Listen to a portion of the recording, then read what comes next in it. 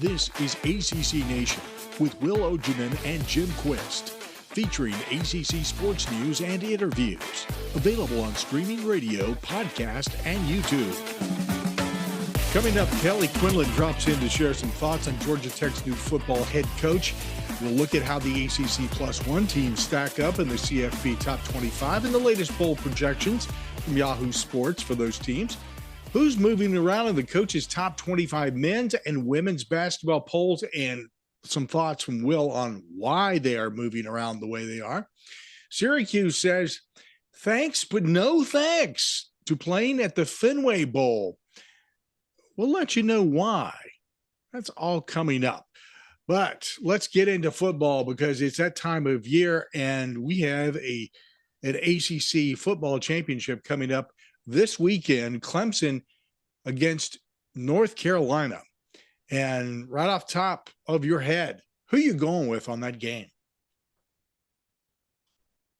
My gut says Clemson, but let me just say this. My confidence in Clemson is nowhere near as high as we record this on Wednesday night than it was, say, Saturday morning? I think the issues, everyone's familiar with the issues. Obviously, if we go back and look at what transpired Saturday against South Carolina, DJ Uyunglele sucked. That's just the blunt way to put it. He sucked.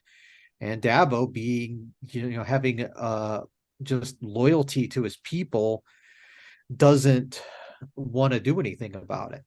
I think that's kind of why he's so loved by his players, is because he's so loyal to them, but it can also bite you in the rear. That would have been Saturday would have been a perfect opportunity to get in K Club to get an opportunity, but he didn't do it, and you could argue that they could have lost the game as a result. But the only reason I'm going with them is because who do I trust to make a stop? Clemson. Yeah. Now, we will say Drake May's stock has dropped a little bit the last couple of weeks with some rather uninspiring performances against Georgia Tech and NC State.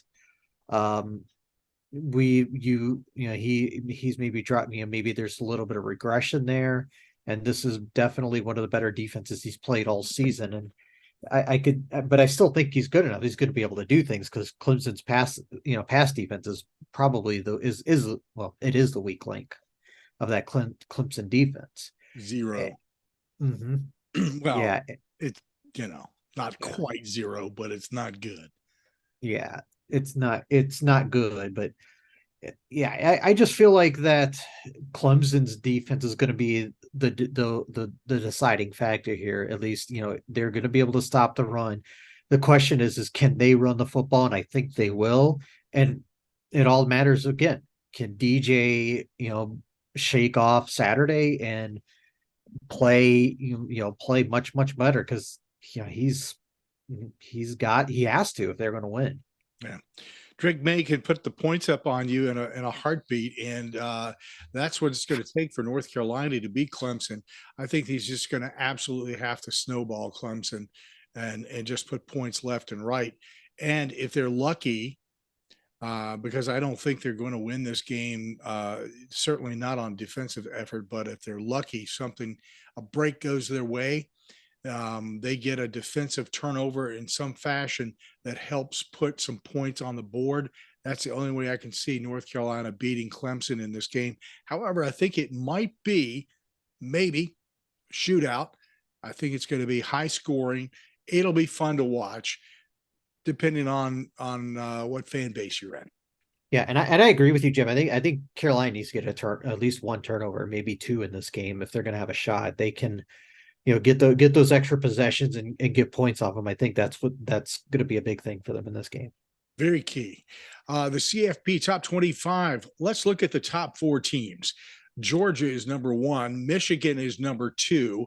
TCU is number 3, and number 4 is USC. Now, who among us, limited number, is there an owl in here? Would have seen this coming at the beginning of the year? And yes, there is an owl, because owls are inquisitive and they want to know.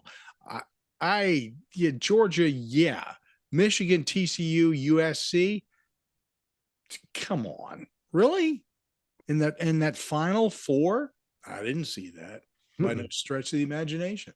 No, and yeah, Georgia was, you obviously could question it because of how much defensive talent they lost, to the NFL after last season. But here Mhm. they are again, business as usual.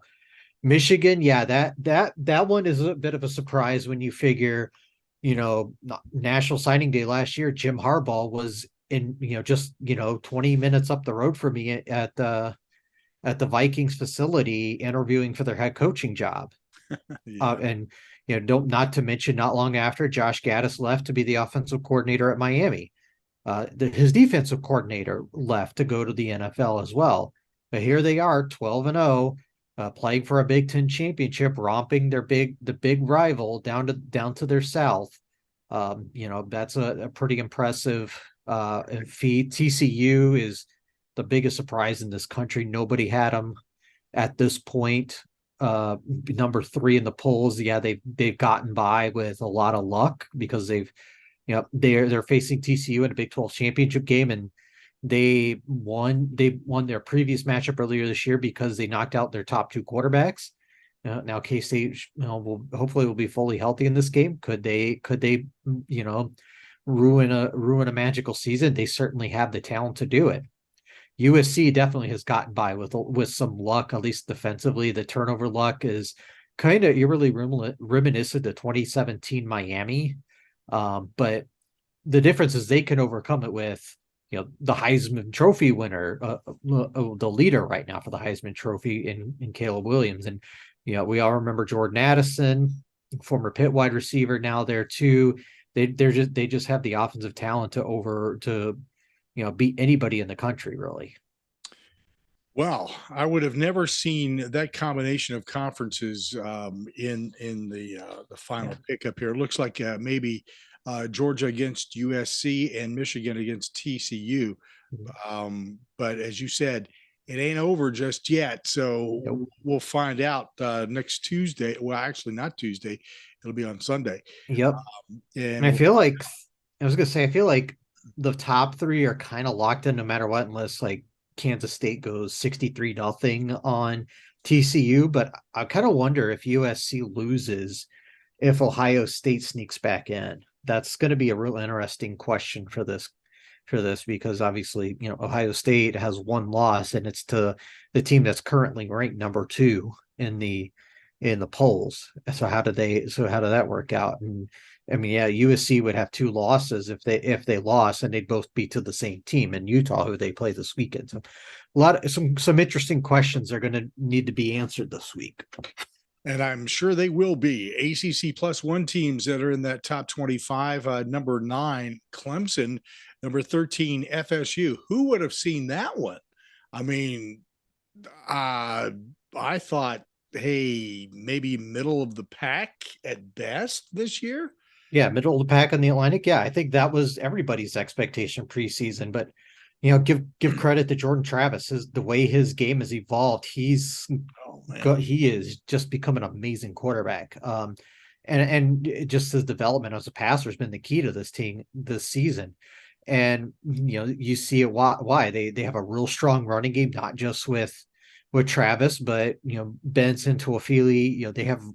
Their running backs are so strong. They have a purpose on offense, and that's not necessarily something you can say in past years. Indeed. Now at number 21 is Notre Dame. I I didn't know what to think of Notre Dame at the beginning of the season. I was sort of like, okay, let's see how this sort of rolls out. They they started out fairly decently, but things slid as the season progressed. So 21 for Notre Dame, I don't think is a bad place for them to end up, considering all the factors that are rolled in here. But I think they finished 8-4 this season, I Yeah, believe. And yeah. yeah, they had their bumpy spots. I mean, losing to Marshall, getting taken to the final play of the game against Cal, losing to Stanford.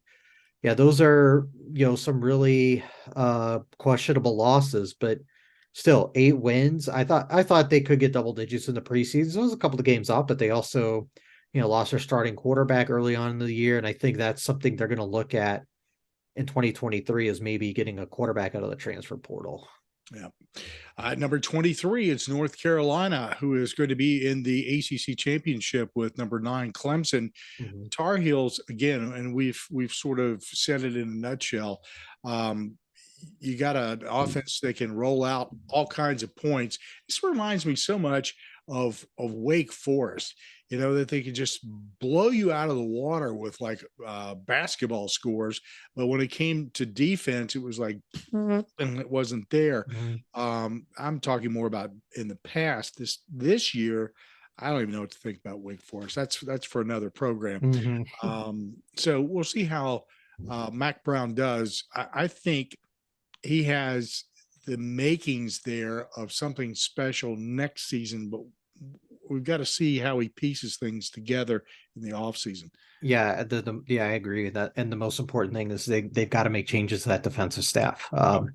Even now we're on another defensive coordinator, and things have not gotten any better. You have to wonder what the next step in this is, because as much as you can change the coordinators, the if you can't coach, if they're not getting any better, you have to start looking at your coaches. And I think it's interesting because the secondary has been one of the issues, and Dre Bly, who is a former Tar Heel, has been their secondary coach, but he's also a really good recruiter.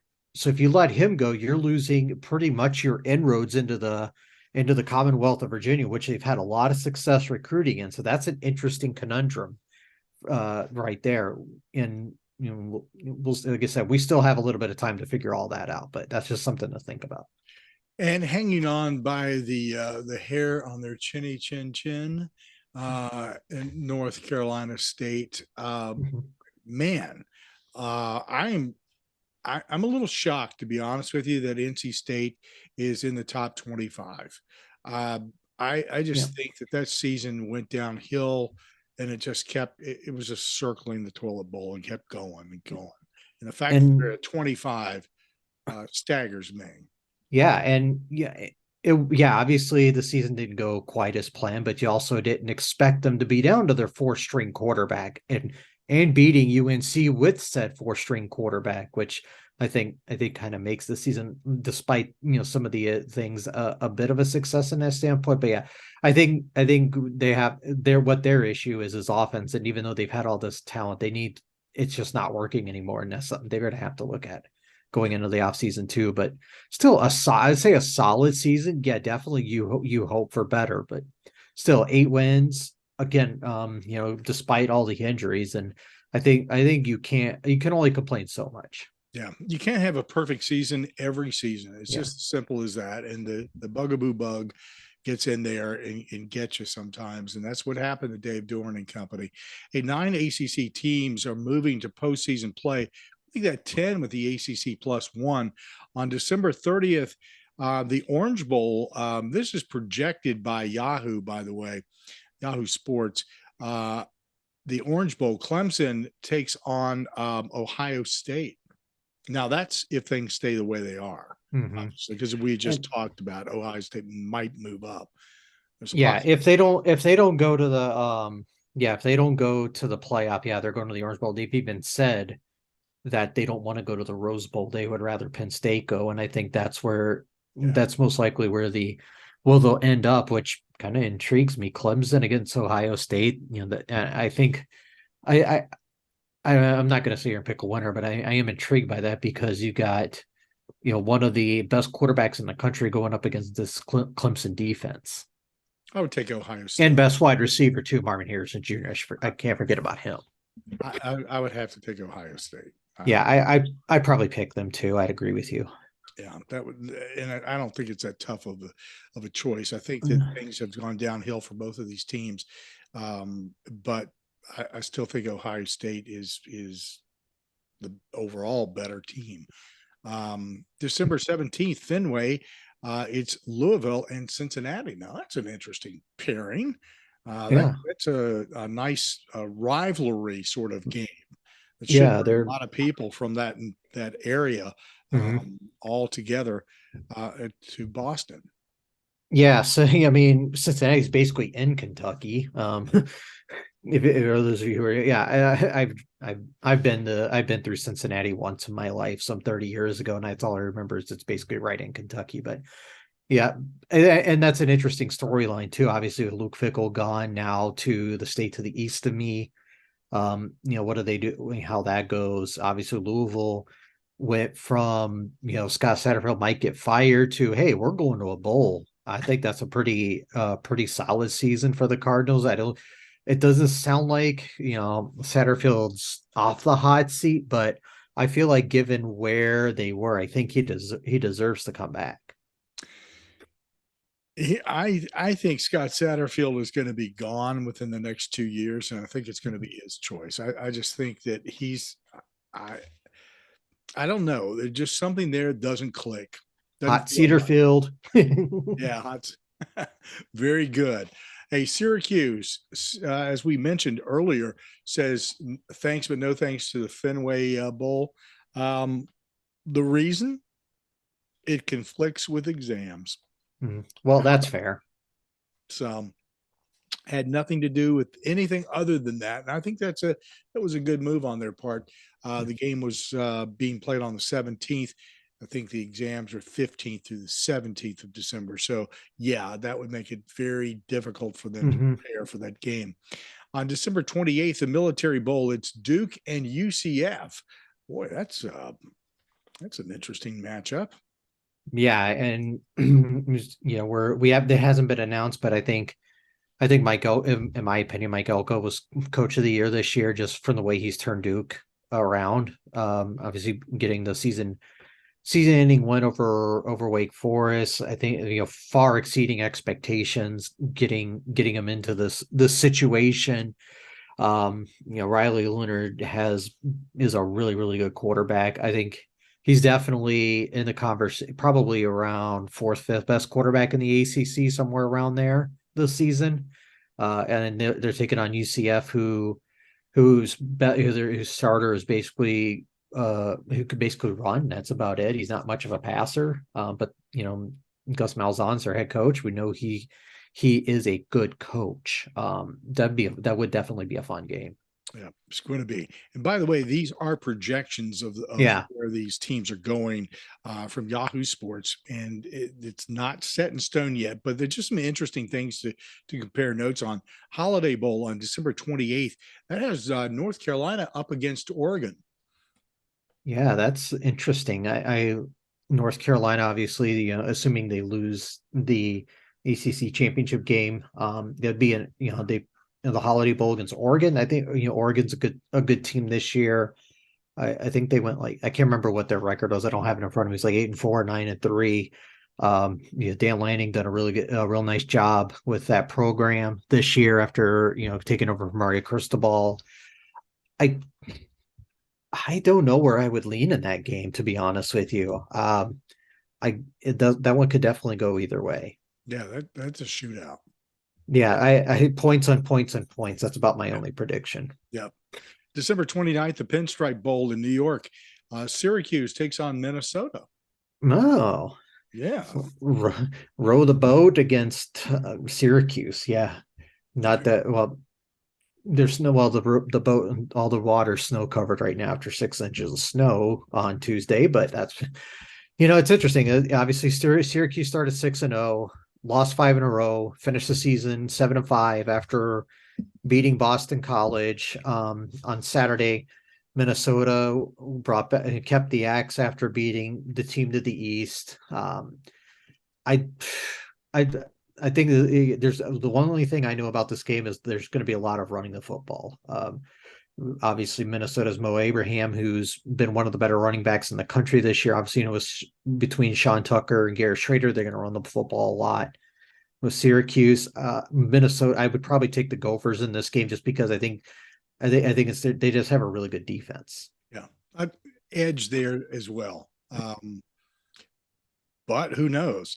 Yep. This is another game that I just felt like sort of a toss-up, but yeah, Minnesota a little bit of an edge. December 29th, the Cheez-It Bowl, Wake Forest and Oklahoma.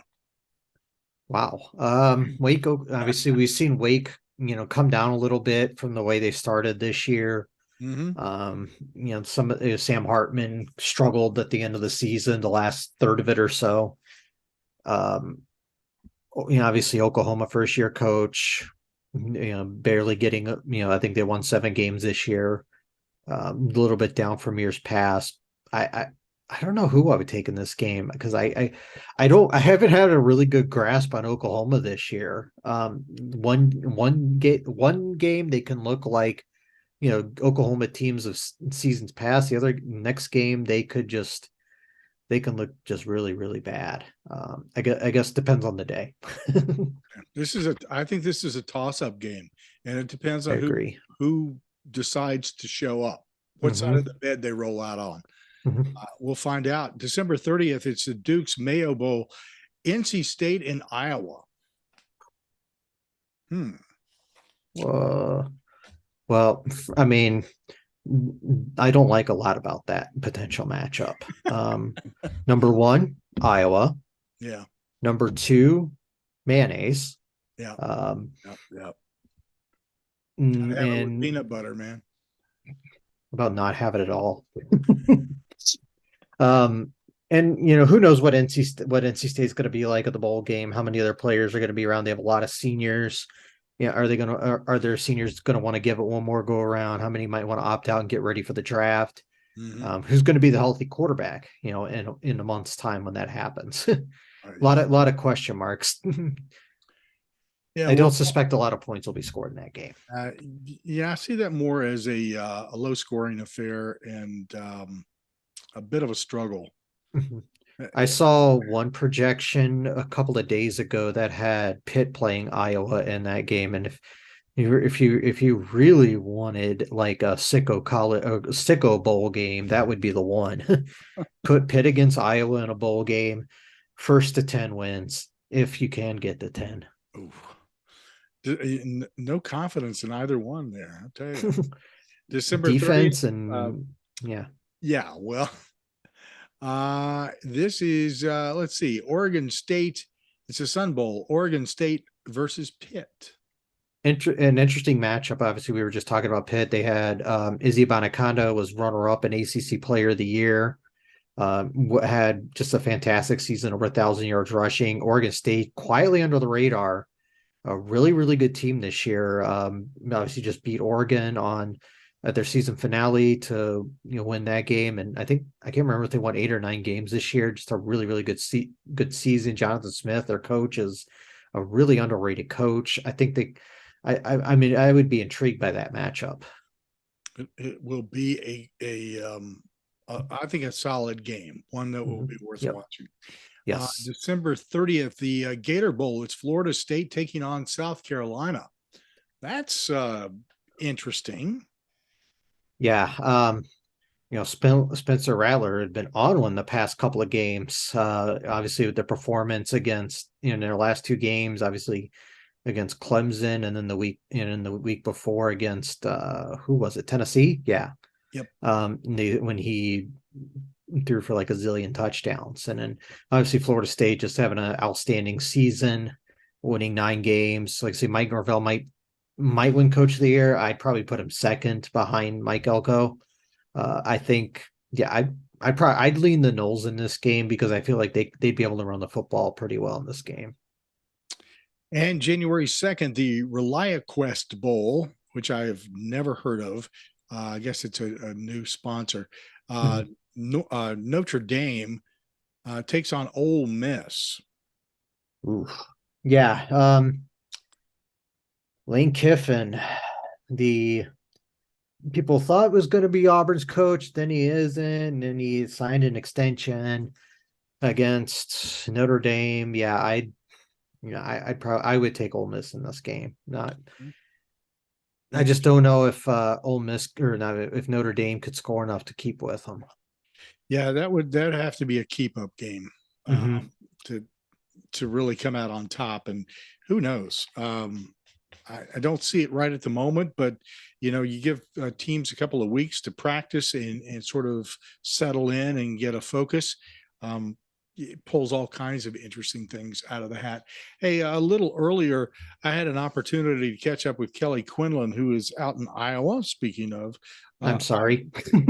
yeah, he was looking out the window, looking at a snowy environment, covering some Georgia Tech basketball. But I wanted to ask him to share some thoughts on Georgia Tech's new football head coach. So, Kelly, let's talk a little bit about the recent hire of Brent Key for Georgia Tech's new head coach in the football program. That was announced on Tuesday by AD Bat. Some financial considerations that may have prompted this. I understand up to 12 candidates were interviewed. And of course, we all heard about Willie Fritz out of Tulane because, Tulane's they're riding the green wave right now. How long that lasts, anybody knows. But tell us about the other people that may have been involved in this process, if you know of any, and people that may raise an eyebrow. So sort of the main candidates, there were sort of four people that I was focused on from that I thought they had a chance at, and that were going to be interviewed and that were eventually interviewed. You have Bill O'Brien, the Alabama offensive coordinator, who was the offensive coordinator at Georgia Tech for both Georgia Leary and Changale, and had been a GA and worked his way up the staff there. You had Jamie Chadwell, the head coach at Coastal Carolina, who's running sort of a modern version of Paul Johnson's offense in some ways, with a lot of option principles. You had Willie Fritz, the Tulane coach, who was the guy that I wanted to see them hire when they hired Jeff Collins in December 2018. I thought Willie had done the same job at Georgia Southern with taking over for Jeff Monken and helping them through a transition to the FBS at the time. And he won, I think, 17 games in 2 years, something like that there. And at the time, I thought that made a lot of sense if you were making that transition away. And Brent Key was the in-house guy. And then the other oddball candidate who I thought they would interview and ended up eventually interviewing was Bill Clark, the former UAB head coach. And there were some other names floated, Matt Rule, who was negotiating pretty hard at the time with Nebraska. I think if anything happened there, that was more of a leverage play on his part to leverage a pretty massive deal out of Nebraska. And then you talk about the financial piece of it. They were not ready to pay $5-8 million, the crazy numbers you're seeing from a lot of P5 schools right now. Just don't have that money. They just paid out Jeff Collins. They have stadium debt service that's significant every year. And the one thing that the school president, Angel Cabrera, was being very specific about is that he wanted fiscal responsibility in this hire too, because the last contract was a terrible one with Jeff Collins. They had 100% buyout on it. It was just literally the worst contract they could possibly sign with someone like him, and with no leverage at all for Jeff. And so the school president was like, look, we can't do this again. We need to fix our finances. So I hired a financial guy in Bat that's a fundraiser. And Bat was tagged with, hey, this is your budget. These are the terms that I'm willing to agree to as the school president. Go find a coach. So he had limitations he was working with for sure. But at the end of the day, you look at things like Willie Fritz, which was the name that got floated before it was really finalized or anything was signed. Willie is 1-12 or 2-12 or something like that against the top 25. And Brent Key in 8 games is 2-1 against the top 25 and gave number 1 Georgia a run for their money for almost 3 quarters. Like, those are tangible results with the product you have now. Brent has a lot of support from alumni, from the Letterman, from even local business people that aren't alumni in the Atlanta area. He can raise money. He can help Bat with that. And the one thing I know Brent really well, I've known him for a long time.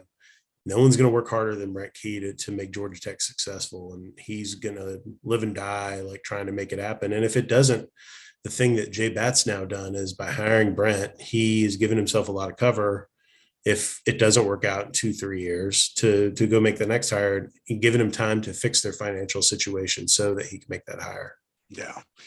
Sounds like a smart move on their part. Plus, they get a guy who absolutely has said in public numerous times he absolutely loves Georgia Tech. And you can't go wrong with a guy who's played for the program and graduated from there and still has that passion for the school. And as you point out, big wins, Pitt, Duke, Virginia Tech, UNC. That's no small change in the ACC, considering what he had when he took over. So what does he do moving forward now? What is the key to success for Brent?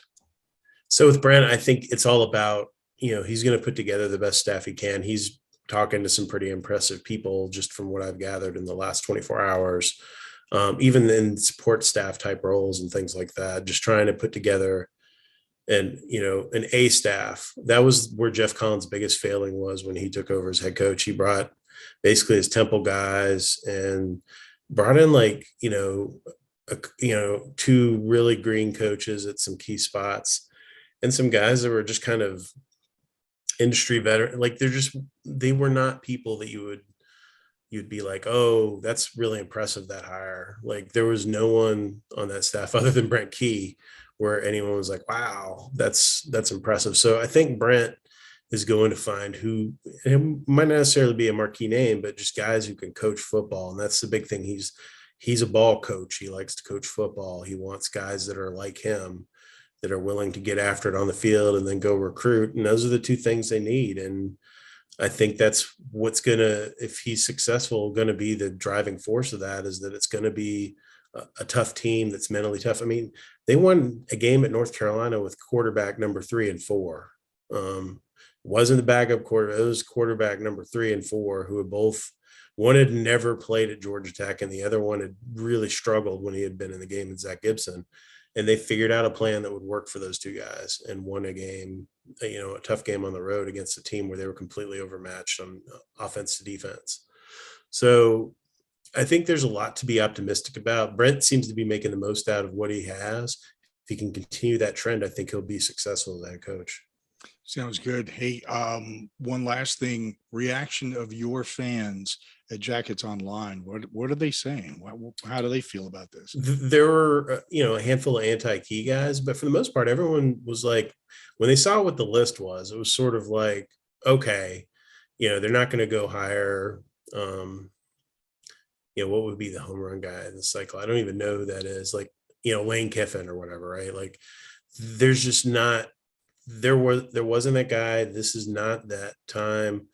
Out of the options they were looking at, and it was clear that the AD didn't want to go hire like an offensive coordinator somewhere, someone without experience as a head coach. So when you get into that world, I think Brent Key made all the sense in the world. And I think the fans kind of understood that. And the reality is, I mean, he was, a guy running up into the stands, like to, get the students excited after wins. Like it was very, very pure and honest.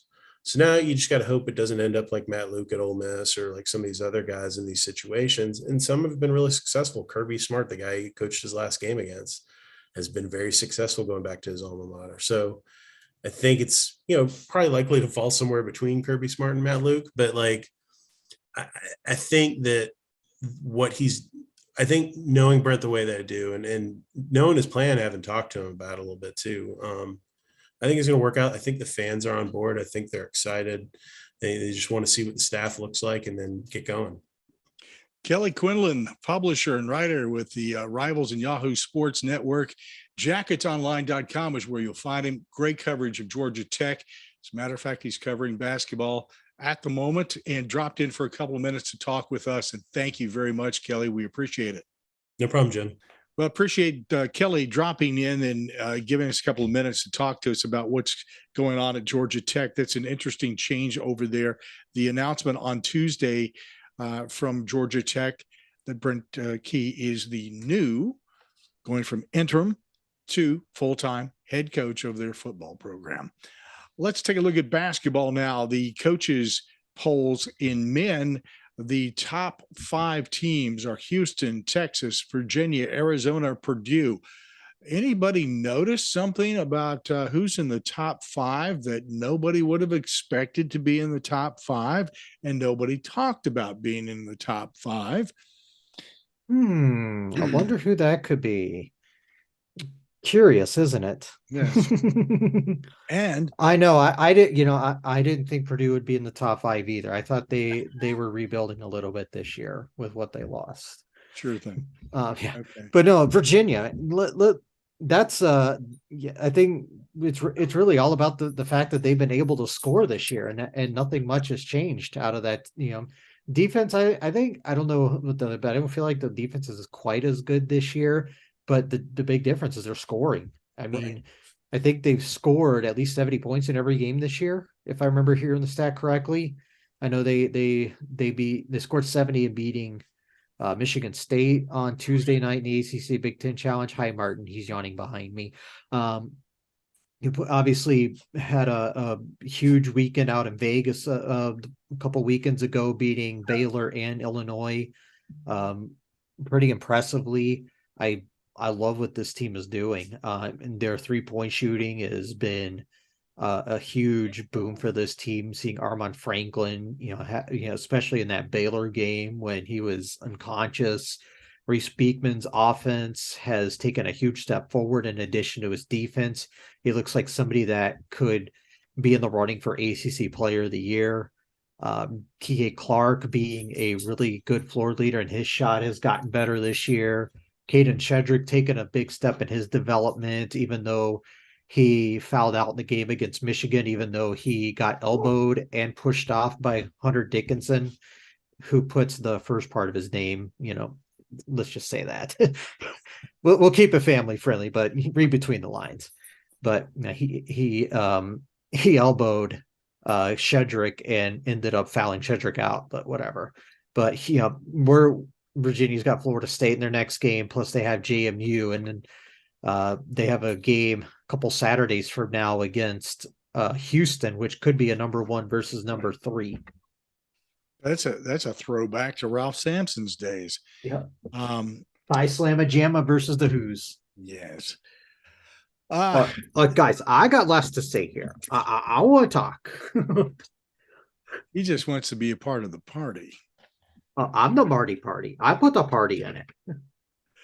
So the other 2 teams that are in the top 25 are number 15 UNC and number 16 Duke. That's kind of an unusual place to see these 2 teams, considering UNC started out as a preseason number 1.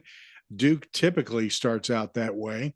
Mm-hmm. And really, North Carolina took a heck of a tumble in the polls after. Yeah. The last couple of performances it's just absolutely wrecked them in the eyes of the voters. Duke is pretty consistently in the same place that they've been since they started. Yeah. UNC had a rough weekend out in Portland. They got beat by Iowa State on Friday night, when the same night that the football team lost to NC State, and they took another loss in 4 overtimes to Alabama, and that was a really good game too on I think it was Sunday. But the way UNC has come out of the gate this year, they were bound to get bit by somebody. They just didn't feel like, they just didn't look like the same team that was 20 minutes from the national championship last season. I feel like their issues are they're just not shooting the ball well. Caleb Love he's very feast or famine, and he's been more famine than feast this season. And I feel like with him, he needs to be, his shot selection needs to be better. And I think he needs to let other people get involved. I feel like he's trying to do too much for this team. Now, Duke, obviously they've had a couple of losses, obviously lost in the Champions Classic, and then took the loss in the championship game of the Phil Knight tournament to Purdue, who blew them out pretty handily. And some of that was too. Jeremy Roach got hurt in a game, but even still, they were down double digits. And we're seeing, we talked about, jokingly about Purdue being in the top 5. I feel like they have Yeah, Zach Edey is someone you don't want to see. He's probably right now National Player of the Year. The first month of the season. One thing I'll always point out is at the beginning of the season, all this mix of games that we have, rankings for the most part don't mean a whole lot. They're kind of a good gauge of how a team may or may not be performing. But basically, once you get into conference play and as you get into the conference tournament, and then actually if they make it to the NCAA and get with a bid, that's when you want those teams to really be clicking. That's what happened last year with UNC. It was like, even like I think even in February, UNC just was kind of stinking up things, and then all of a sudden everything came together. So I'm not too worried about any of these teams in the ACC at this point, or really anybody in the top 25. They'll all sort of get through all the kinks and chinks in the armor, and they'll find their way to where they need to be when they need to be. Getting some votes, Miami is still there on the periphery, so Yep. I want to keep an eye on them. I said at the beginning of the season that is a team to keep an eye on, and I still believe that. You definitely laid out some reasons why based upon personnel.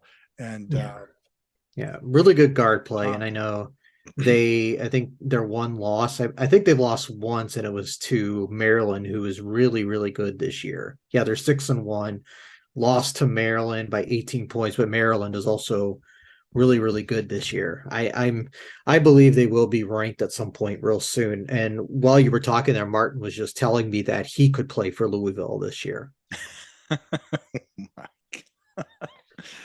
Well, gonna have to find a suitable pair of shorts for him. He would turn the ball over less. Oof. I'll move on to the women now. The top 5 on the women's poll: South Carolina #1. Dawn Staley doing a great job there. Stanford at #2. UConn at #3. Always hate to see UConn anywhere in the top anything. Indiana. That's right. I don't like you, UConn. So it's your coach. Players I'm fine with. 4, Indiana. 5, Ohio State. Then we get into the cluster of ACC teams. At #6 is North Carolina. At #7, Notre Dame. #9, Virginia Tech. #11, NC State. And #15, Louisville. Now, he could not play for the women's team. No, he's not good enough for that. He knows his limits. Indeed. A lot of great talent in the ACC. That cluster 6, 7, 9, 11, 15. Guarantee you somebody in there is going to be pushing really hard into that top 5 before too long. Mm-hmm. And I can't help but think that probably 2 teams will be there rather than just one. Yeah. And we talk about North Carolina's had a really strong start to the season, undefeated 6-0, beat Oregon by 6 and Iowa State by 9, both really good teams. Indiana, they take on Indiana on Thursday in the ACC Big Ten Challenge for the women. Notre Dame, continuing, their strong tradition, obviously had a down couple of years. A tough stretch coming up, though. They take on Maryland on Thursday and the ACC Big Ten Challenge, and then Sunday take on UConn, that game at home. This should be a fun game, too. Virginia Tech continuing the trend 6-0. Not as, they beat Kentucky and Missouri, so they're having a great start to the SEC season. They really haven't had a real strong schedule to start, but they're continuing to pile up wins. Obviously, we've seen them just have continued success, year after year. NC State, their one loss to UConn, which you can understand. They take on Iowa in the ACC Big Ten Challenge on Thursday. Real strong season there. Louisville, obviously, 5-2, but again, they lost to Gonzaga and South Dakota State. A little bit of a disappointing start to the season. but as we speak, they are in the ACC Big Ten Challenge women's side, taking on Ohio State, and are currently up 11 in the third quarter. Other teams of note, got to give a shout out to Virginia, Coach Mox, having them. They have already exceeded last season's win total. It only took 6 games to do it, but so they're up to, I think they're 8-0, and as we speak, are up 20 in the third quarter with about 5 minutes to play against Penn State. So they're going to chalk up another win. I believe this will be win number 9 on the season. Just a really, really strong season, and like just seeing the tweets on Twitter about people, having so much excitement for this program, to see them having this kind of success, which we haven't seen from them in quite a few years. I'm really happy about that. Obviously, Duke is 6-1, having a real strong start. Florida State as well at 7-2. Both of them playing really well as well. Obviously, FSU not ranked, but they only have a 2-point loss to Oklahoma State on their resume. That says a lot about ACC women's basketball this season. I can't help but think there's going to be a lot more teams in that top 25 ranking out of the conference. Yeah, it won't be long. We just gotta let the little more of the season play out. Since you're a big Virginia fan, let's just for 1 second suspend everything here, and let's see whether or not you believe that the women will make it into the top 25 at some point this season. I think they can. I mean, I don't know. I don't have it in front of me. I don't know if they got any votes in the recent poll, but I think they can. They might need a little more on their resume. I think their best. I don't think the best one might be the Minnesota game that they won this over the recent weekend. I'm obviously they're coached by soon to be Hall of Famer Lindsay Whalen. I followed. I know a little bit about the program, so I'm always happy to see Minnesota have success. But seeing Virginia get off to the start is amazing. It's hard to say. Especially if they can get another win here in the challenge, which, like I said, they're about to do. I think if they can keep this up, give them a couple of weeks, they'll be ranked. Yeah, I think it's going to be important how they perform within the conference. We'll see. Yeah. Obviously, they have their first win of the season. They got a conference win over Wake Forest, but they still have to run through the gauntlet of teams we mentioned just a short time ago. That's what's going to do the trick.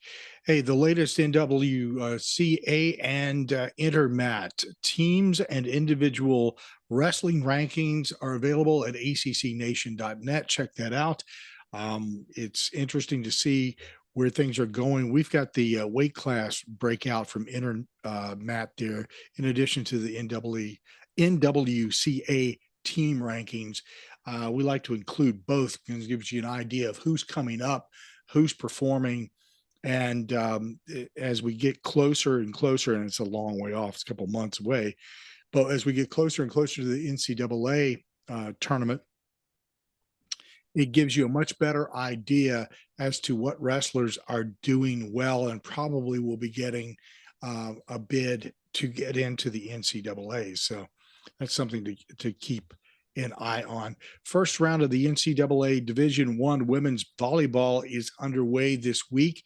As a matter of fact, on Thursday, December 1st, number 5 seed Georgia Tech takes on Wright State. Number 7 seed Miami is taking on Kansas. On Friday, December 2nd, it's number 7 FSU taking on UNI. Number 1 seed Louisville versus Sanford. Number 2 Pitt takes on Colgate. And just as a quick reminder, Will had brought up the ACC Big Ten Challenge, men's and women's basketball. That comes to an end, 23 years for the men. And you can also read all about that at accnation.net. We've got a full story there on what's going on with the changeover. It's going to be the ACC/SEC Challenge starting in 2023, which I think is going to be a lot of fun. Oh, we seeing those ACC teams again every year. Yeah, baby. We get to make more fun of Paul Feinbaum. And we get to see Kentucky play Duke and UNC every year. Yeah, treat. Oh, well. Somebody else. Well, we'll see how that works out. I think there's going to be some shuffling around there a bit. So I hope a little bit better than what we've seen in the past, because I know a lot of people were complaining about the fact that Virginia never got a shot at taking on Maryland in the Big Ten Challenge. And it was a natural sort of thing for them to do that, a good rivalry, because it's always been there. Maybe that's something that they'll be able to schedule in the years to come, so that they can get around all that nonsense. So this is driven primarily by ESPN, solely by ESPN. All works, all good. More sports, more of it anytime. Hey, make sure that you subscribe to ACC Nation podcast. You can listen by going to our website, accnation.net. You can click on ACC Nation Radio. Make sure that you take us with you anywhere and everywhere you go. We have updates on sports events and other things on there on a regular basis. And if you want to watch us, we are on YouTube, and you may be doing that right now. Make sure you subscribe and follow us.